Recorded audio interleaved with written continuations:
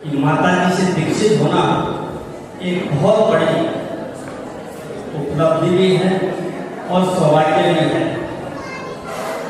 न जाने कितनी महिलाएं माता जी से दीक्षा होनी चाहती थी, लेकिन किसी का सहयोग मिला और किसी का नहीं मिला।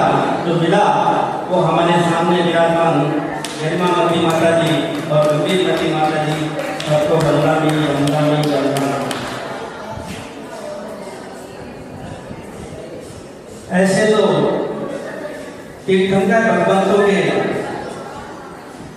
और उनके पद चिन्हों पर चलने वाले गुरुओं की गुणों का बखान करना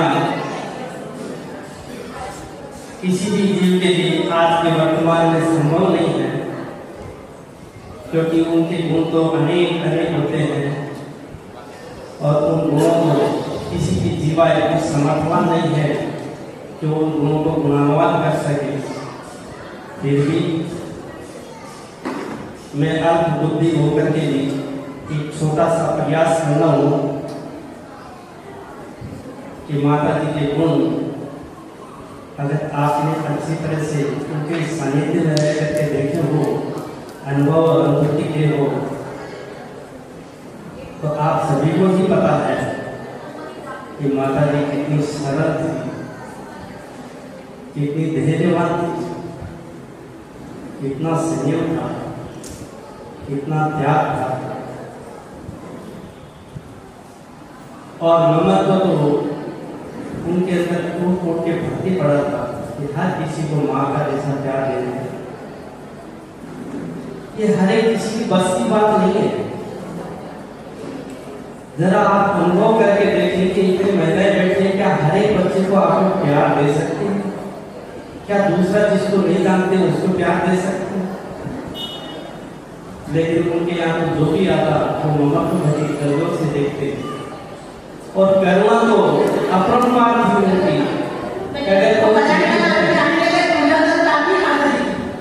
तो अगर वो दुखी है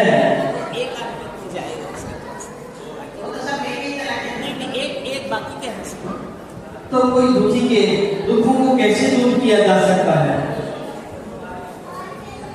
माता जी तंत्र मंत्र जाप दे करके नमोकार मंत्र के सदा करके सबका कल्याण किया।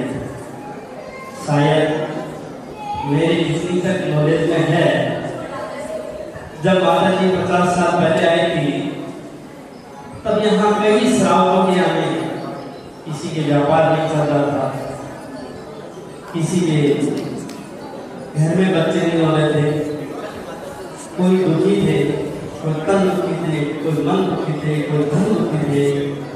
लेकिन इन सबको बिना बोले ही वो पहचान जाती और पहचान करके उनके करुणा करके उनका निवारण करती। माता जी में जितना धैर्य और साहस था वो एक अद्भुत था।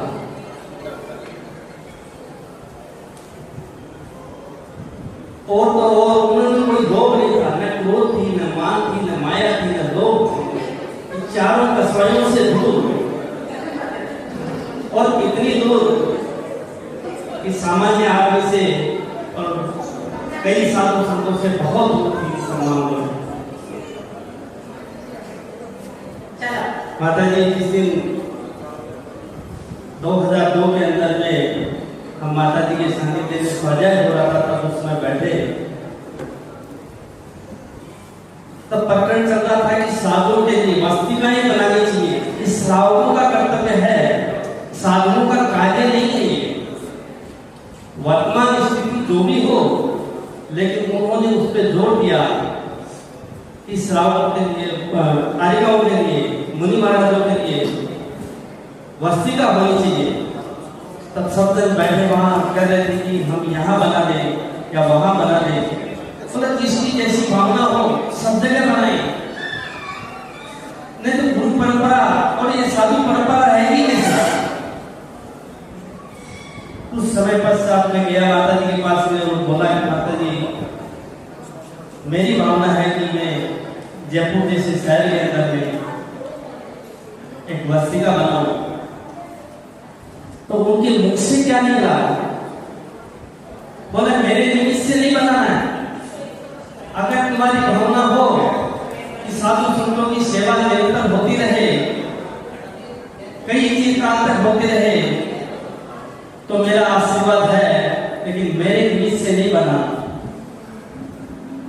आप सोच के देखिए कितनी बड़ी बात कही है।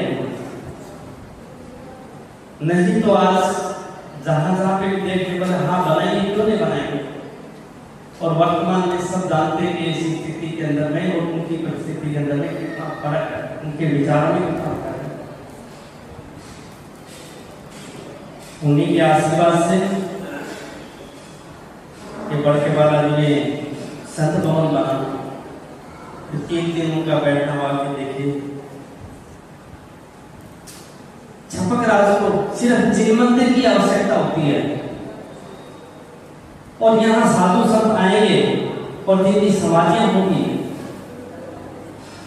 तो एक छोटा सा जिन मंदिर हो जाए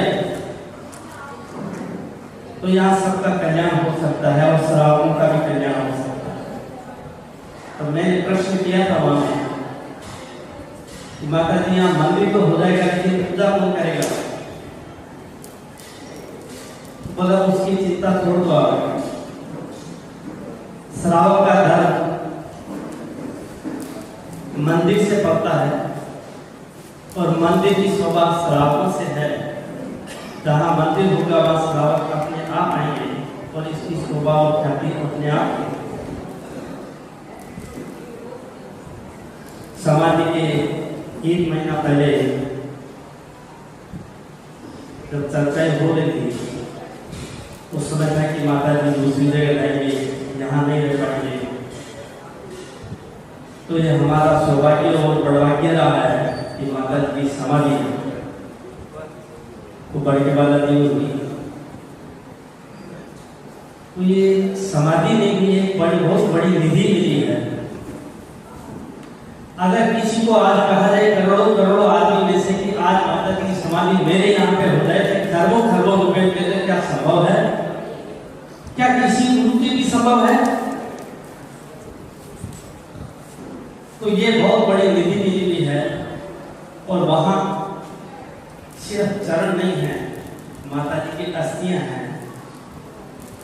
तो आचार्य पुलक सागर महाराज आए तो उन्होंने कहा कि किसी भी हिंदू धर्म के अंदर जिस पुण्यात्मा आत्मा ने इतना तप किया है, त्याग किया है और आराधना की है, उनकी वर्गणाएं इन फूलों में होती है। तो उनकी अंगुली की हड्डियों के अंदर वो वर्गणाएं वही है। और आज भी उस वर्गणा के ऊपर में जाकर के जो भी चीज भावना बातें हैं वो पूर्ण होती है। तो ऐसा नहीं है कि माता जी इस संसार से चले गए, उनका शरीर चला गया है, लेकिन माता जी के विचार, माता जी की भावनाएं, माता जी का आशीर्वाद नहीं है, वो यहीं पे ही है। तो मैं इतना ही कहना चाहूंगा कि माता जी का उपकार बहुत है।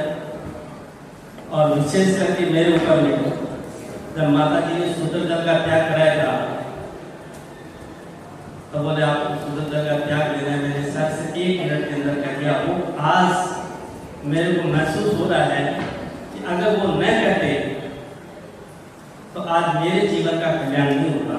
तो माता जी तो जन जन के उपकारी है। गुरु की महिमा